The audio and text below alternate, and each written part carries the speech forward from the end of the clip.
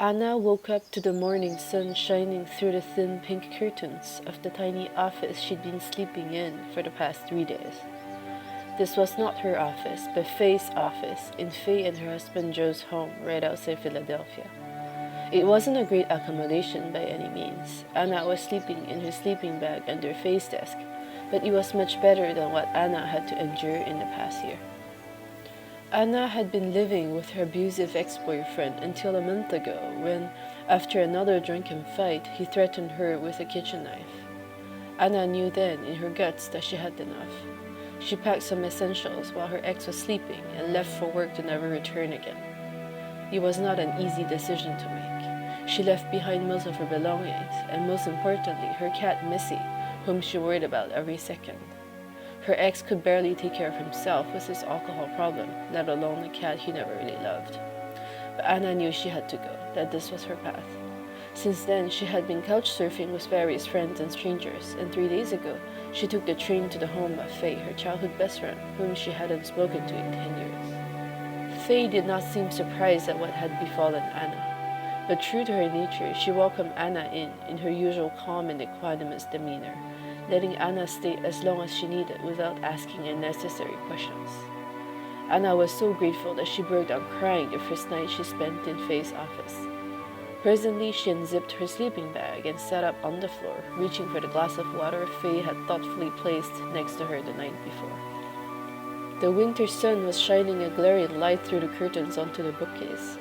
Anna had perused the bookcase in the past few days, noticing a number of both fiction titles, mostly fantasy, and non-fiction, mostly self-help. But now she noticed, for the first time, a box of tarot cards amidst the books, emphasized due to the sun's rays shining directly on it. Curious, she got up and took the tarot set in her hands. It was a beautiful heavy box set with the tarot deck inside and an accompanying manual. She wondered whether Faye would let her use it. But then again, it was early in the morning and Faye and her husband were still sleeping. Anna decided to try the tarot anyway.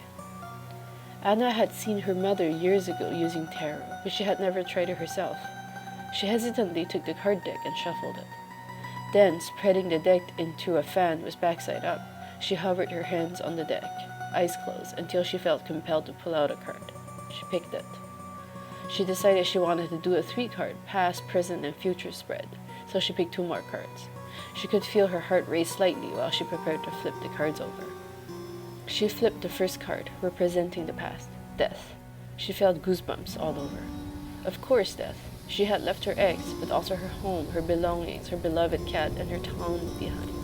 She was on a leave of absence from her medical lab job, and didn't intend on returning to it if she was honest with herself.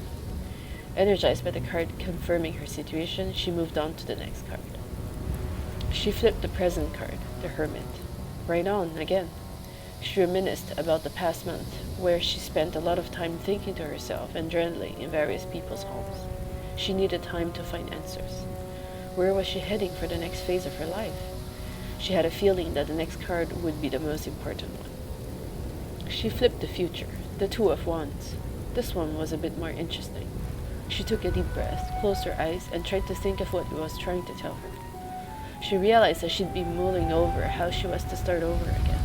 Should she go back to her hometown, find a new place to live on her own, a stable job, and rebuild? She then realized she could also leave, start over somewhere new, in a different state, country, or even continent.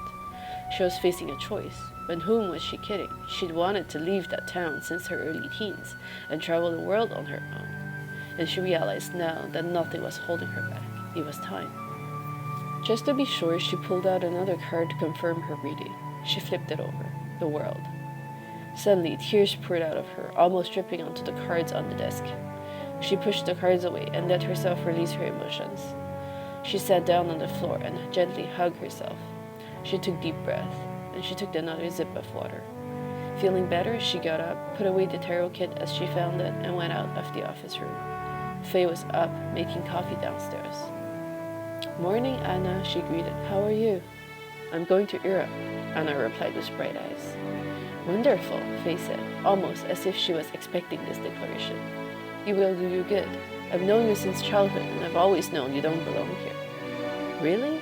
Anna was surprised and touched at her friend's immediate understanding. You need to go and live for yourself, Faison. I'd have loved to join you, might I if I could, but I can't now. I'm pregnant. Oh my gosh, Anna exclaimed. Why didn't you tell me sooner? Congratulations, that's wonderful news. Faye opened her arms and hugged Anna, and the friends stayed a good minute in each other's embrace.